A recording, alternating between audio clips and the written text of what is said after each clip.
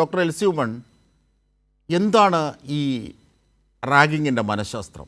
നാം പല സിനിമകളിൽ കണ്ടിട്ടുണ്ട്, നേരിട്ട് കേട്ടിട്ടുണ്ട്, പല വാർത്തകളും എത്തിയിട്ടുണ്ട്. പക്ഷേ ഇന്ന് എത്തിയ ദൃശ്യങ്ങൾ അതിക്രൂരമായ റാഗിങ്ങിനെ സൂചിപ്പിക്കുന്നത് തന്നെയാണ്.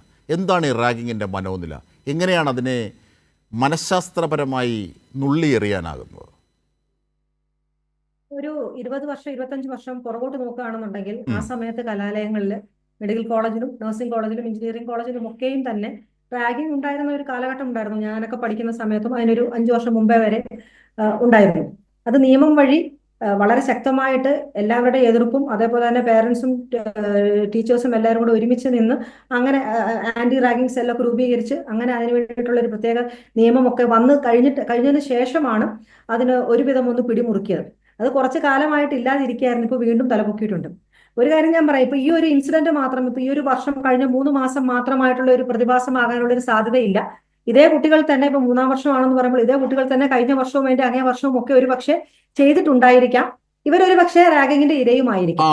ഒരു പ്രധാന കാരണം അതാണ് ഡോക്ടർ അതാണ് അറിയേണ്ടത്. കാരണം ഇന്ന് ഞാൻ നാളെ നീ എന്നൊരു സൈക്കോളജി സ്വാഭാവികമായ മനുഷ്യനുണ്ട്.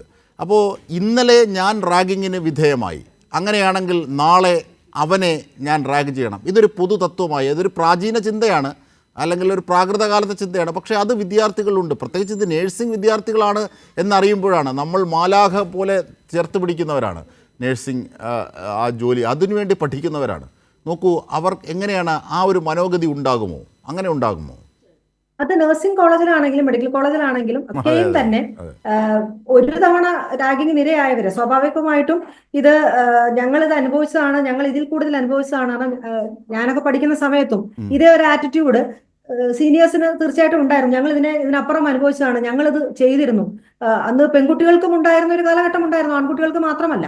അപ്പോ ഞങ്ങൾ ഇതേ സാഹചര്യത്തിലൂടെ ഇതിനെക്കാട്ടിലും മോശം സിറ്റുവേഷനിലൊക്കെ കടന്നു പോയതാണ്. ഞങ്ങൾക്കാർക്കും ഒരു പരാതി ഇല്ലായിരുന്നു. അതേപോലെ തന്നെ ഇവരും പ്രതികരിച്ചേക്കണം എന്നുള്ള ഒരു ചിന്താധാരയാണ്. അപ്പോൾ ഈ പക എന്നുള്ളത് മനസ്സിൽ കിടക്കും. ഞാൻ അനുഭവിച്ചത് കൊണ്ട് എന്നെ പോലെ തന്നെ മറ്റൊരു വ്യക്തി വരുമ്പോൾ അവരും അതിന് പാത്രീഭവിക്കണം എന്നുള്ള ഒരു ചിന്താധാര, അതൊരു തെറ്റായ ഒരു മനോനില തന്നെയാണ്, അല്ലെങ്കിൽ ഒരു ചിന്ത തന്നെയാണ് എന്ന് വേണമെങ്കിൽ പറയാം. സുപ്രമസി, അതായത് ഞാൻ സുപ്രമസി മേൽക്കോയ്മ എടുക്കാൻ വേണ്ടിയിട്ടും അതേപോലെ തന്നെ ജൂനിയേഴ്സിനെക്കാട്ടിലും ഞങ്ങളുടെ ക്യാമറാണ്, അല്ലെങ്കിൽ ഞങ്ങളുടെ അധീനതയിലാണ് കാര്യങ്ങൾ പോകുന്നത്, ഞങ്ങളുടെ അണ്ടറിലാണ് കാര്യങ്ങൾ പോകുന്നത്, ആ രീതിയിലേ പോകാൻ പാടുള്ളൂ എന്നുള്ള ഒരു തെറ്റായ ധാരണയും, അതേപോലെ തന്നെ ഓരോ കോളേജിലും അതിപ്പോൾ നമ്മളൊരു ഡിപ്പാർട്ട്മെന്റ് നോക്കിയാൽ പോലും ഹൈറാർക്കി ഉണ്ട്.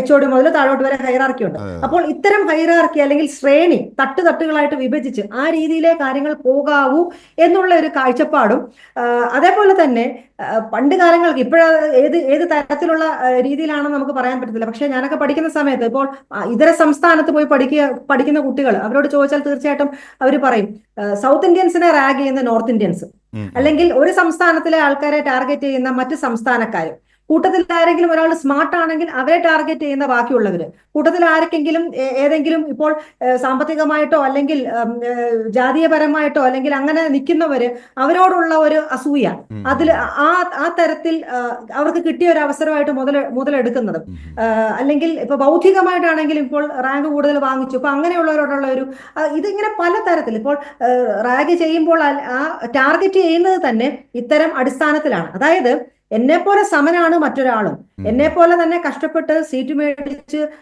വന്നതാണ് അവനും, എന്നെ പോലെ തുല്യനാണ് എന്നുള്ള രീതിയിൽ അംഗീകരിക്കാൻ പറ്റാത്ത തരത്തിൽ സങ്കുചിതമായിട്ടുള്ള ഒരു മനസ്സിന്റെ ഉടമയാകുമ്പോൾ തീർച്ചയായിട്ടും ഒരു ജൂനിയർ വന്ന് സ്മാർട്ട് ആകുമ്പോഴോ അല്ലെങ്കിൽ അവർ നല്ലൊരു വസ്ത്രം ഇടുമ്പോഴോ അല്ലെങ്കിൽ അവർ നല്ല രീതിയിൽ ബാക്കിയുള്ളവരോട് ഇടപെടുമ്പോഴോ ഒക്കെ അവർക്ക് ഉൾക്കൊള്ളാൻ പറ്റാത്ത ഒരു സാഹചര്യം വരുമ്പോൾ അവര് ആ രീതിയിൽ അവരെ സംഘടിച്ചും ടാർഗറ്റ് ചെയ്തും ചെയ്യാറുണ്ട്.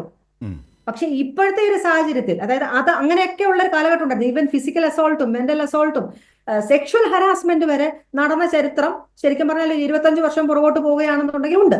അപ്പോ ആ തരത്തിലുള്ള സാഹചര്യം ഇപ്പൊ പുതിയതായിട്ട് വന്ന ഒരു കാര്യമല്ല. പക്ഷെ കുറെ വർഷങ്ങളായിട്ട് അതിനെ വളരെ നന്നായിട്ട് കൈകാര്യം ചെയ്ത് നിയമം ഉൾപ്പെടെ ഉപയോഗിച്ച് അതിനെ നന്നായിട്ട് കൈകാര്യം ചെയ്ത് നിയന്ത്രണ വിധേയമാക്കി പോയൊരു സാഹചര്യം ഉണ്ടായിരുന്നു.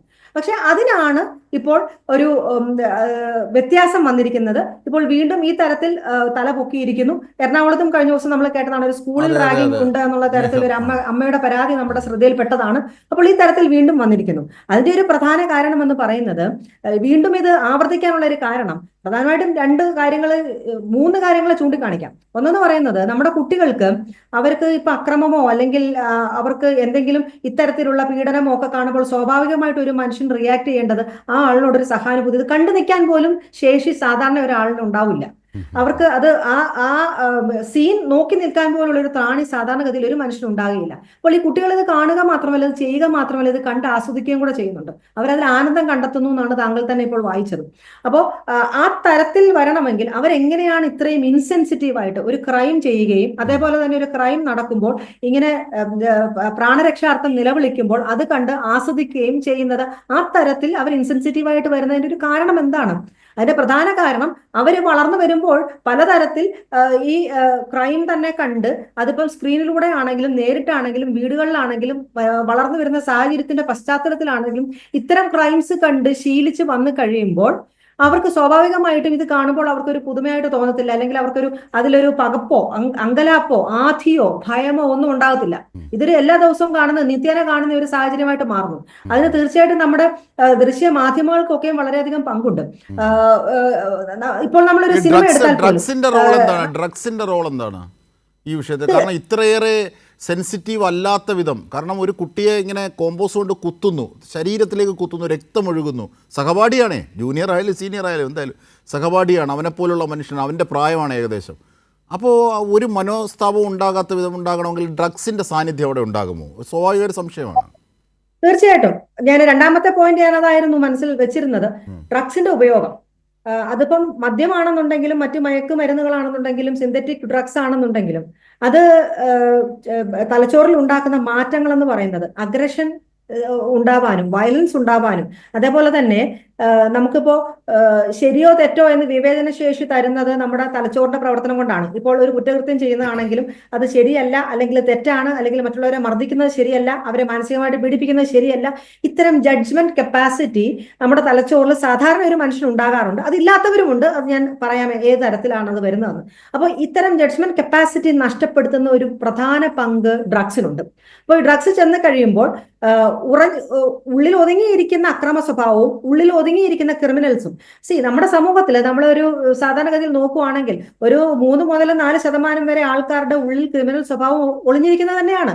അത് അവര് പരിഷ്കൃതരായതുകൊണ്ടും അല്ലെങ്കിൽ നിയമത്തെ ഭയമുള്ളത് കൊണ്ടും അവരത് കൺട്രോൾ ചെയ്ത് പോകുന്നു എന്നുള്ളതൊരു വസ്തുതയാണ്. അപ്പോൾ ഡ്രഗ്സ് ചെയ്യുന്നത് എന്താണെന്ന് വെച്ചാൽ ഇത്തരം ഇൻഹിബിഷൻസ് ഇല്ലാതെയാക്കുന്നു. എടുത്തു ചാടി പുറപ്പെടുവാനും അല്ലെങ്കിൽ ഇമ്പൾസീവായിട്ട് പെരുമാറാനും പ്രത്യാഘാതം ആലോചിക്കാതെ എടുത്ത് പെരുമാറാനും അതിനോടൊപ്പം തന്നെ അഗ്രഷന്റെ റേറ്റ് ഡെഫിനറ്റ്ലി ഡ്രഗ്സ് കൂട്ടുന്നു. വയലന്റ് ആകുന്നതിനുള്ള ഒരു ത്വര ഡെഫിനറ്റ്ലി ഡ്രഗ്സ് കൂട്ടുന്നു. അപ്പോൾ ആ ഒരു സാഹചര്യം വരുമ്പോൾ അവർക്ക് എന്തും ചെയ്യാനുള്ള ഒരു ത്വര വരുന്നു. അപ്പോൾ തീർച്ചയായിട്ടും ഡ്രഗ്സിന് അതിന് വലിയൊരു പങ്ക് തന്നെയുണ്ട്. അതിപ്പോൾ മദ്യമാണെങ്കിൽ പോലും, കാരണം ഈ ഒരു ഇൻഹിബിഷനാണ് നഷ്ടപ്പെടുന്നത്. അത് തന്നെയല്ല, തലച്ചോറിൽ ആ പ്രോസസ്സിൽ, അതായത് ലഹരി ഉപയോഗിച്ച് കുറച്ച് നാളുകൾ കഴിയുമ്പോൾ ഉണ്ടാകുന്ന മാറ്റങ്ങൾ എന്ന് പറയുന്നത് വളരെയധികം വലുതാണ്.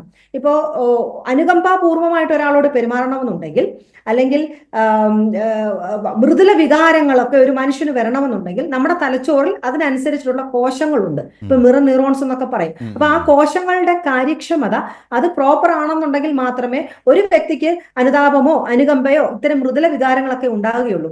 അപ്പോ ഈ തരത്തിലുള്ള നാഡീകോശങ്ങൾക്ക് കേടുവരുത്തുന്ന ഒരു സംഗതിയാണ് ഡ്രഗ്സും.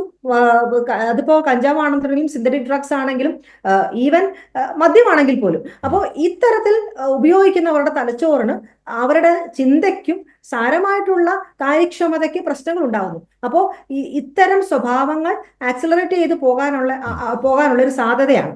മൂന്നാമത്തെന്ന് പറയുന്നത്, ഇവരെല്ലാവരും നല്ല കുട്ടികളാണ്, ഇവരെല്ലാവരും താങ്കൾ സൂചിപ്പിച്ചതുപോലെ തന്നെ ആരോ പറയുന്നത് ഞാൻ കേട്ടു, മെറിറ്റിൽ പഠിച്ച് വന്നവരാണ്, ഗവൺമെന്റ് കോളേജിൽ അഡ്മിഷൻ എടുത്തവരാണ്. അപ്പോ ഇവർക്ക് മാതാപിതാക്കളുമുണ്ട്. തീർച്ചയായിട്ടും നമ്മൾ ഒരു കുട്ടിയെ കോളേജിലേക്ക് അയക്കുമ്പോൾ നമ്മളൊരു കാര്യം മനസ്സിലാക്കണം. ആ കുട്ടിയുടെ തലച്ചോറ് നമ്മൾ ഗവൺമെന്റ് നിയമം അനുസരിച്ച് അല്ലെങ്കിൽ നമ്മുടെ നിയമ സംവിധാനം അനുസരിച്ച് 18 വയസ്സാവുമ്പോൾ പ്രായപൂർത്തിയാകും. അത് ആ ഒരു തരത്തിൽ ആ ഒരു ക്രൈറ്റീരിയ വെച്ച് കട്ട് ഓഫ് ചെയ്ത് പറഞ്ഞു പോകുന്ന ഒരു പ്രായമാണ്. ബയോളജിക്കലി ആ കുട്ടി പ്രായപൂർത്തി ആകുന്നത് 18 വയസ്സിലല്ല. ഒരു 23, 24 വയസ്സെടുക്കും ബയോളജിക്കലി പ്രായപൂർത്തിയാകുവാനായിട്ട്. അതുവരെ ആ കുട്ടിക്ക് പലതരത്തിലുള്ള, ഞാൻ കുട്ടി എന്ന് പറയുന്നത് അഡൾട്ട്, ഇപ്പൊ 18 വയസ്സിന് മുകളിൽ തന്നെ ഉള്ളവരാണെന്ന് കൂട്ടിക്കും, ഈ 10, 23, 24 വയസ്സ് ആകുന്നത് വരെ അവർക്ക് വൾണറബിൾ ആണ് ഇത്തരം പ്രശ്നങ്ങളിൽ പോയി അകപ്പെടാനായിട്ട്. അപ്പോ പഠനത്തിൽ കേമന്മാരായുള്ളവരാണെന്ന് കണ്ട് അവർക്ക് ആ വൾണറബിലിറ്റി ഇല്ലാതെ ആകുന്നില്ല. അവർ ബയോളജിക്കലി അവർക്ക് ആ ഒരു വൾണറബിലിറ്റി ഉണ്ട് ഇത്തരം സാഹചര്യങ്ങളിൽ ചെന്നപ്പെടാൻ. അതിപ്പോൾ ഡ്രഗ്സ് ഉപയോഗിക്കുന്നതാണ്. വീട്ടിൽ നിന്നും സ്വാതന്ത്ര്യം കിട്ടിയിട്ട് സ്വാതന്ത്ര്യം ഇല്ലാതിരുന്ന് പെട്ടെന്ന് കോളേജ് തലത്തിൽ വരുമ്പോൾ ഇത്തരം കാര്യങ്ങളൊക്കെ പരീക്ഷിക്കാനും അല്ല ഇത്തരം കാര്യങ്ങളൊക്കെ ചെന്നുപെടാനും അല്ലെങ്കിൽ ഇത്തരം പ്രവണതകളിലൊക്കെ ചെന്നുപെടാനുള്ള വൾണറബിലിറ്റി ആ വിദ്യാർത്ഥിക്കുണ്ട് എന്നുള്ള തിരിച്ചറിവ് മാതാപിതാക്കൾക്കും വേണം. അപ്പോൾ അവരെ അങ്ങോട്ട് അയച്ചു കഴിയുമ്പോൾ അവരെ ഫോളോ അപ്പ് ചെയ്യുക എന്നുള്ള ഒരു ഉത്തരവാദിത്വവും ഭാരിച്ചമായിട്ടുള്ള ഒരു ബാധ്യതയും മാതാപിതാക്കൾക്കുണ്ട്. അതേപോലെ തന്നെ നമ്മുടെ കുട്ടിയെ പഠിക്കാൻ അയക്കുമ്പോൾ ആ കുട്ടിക്ക് ഇതുപോലെ ഭയം കാരണമോ അല്ലെ മറ്റു പ്രശ്നങ്ങൾ കാരണമോ ആണെന്ന് ഒരു സംശയമുണ്ടെങ്കിൽ ആ കുട്ടിയെ ആ രീതിക്ക് ഉള്ള മാനസിക പിന്തുണ കൊടുത്ത് അവരെ മുന്നോട്ടേക്ക് കൊണ്ടുവരേണ്ട ഒരു ആവശ്യകതയുണ്ട്. നാലാമത്തെ ഒരു പ്രധാന കാരണം എന്ന് പറയുന്നത് അധികൃതരുടെ വലിയ അനാസ്ഥ തന്നെയാണ്.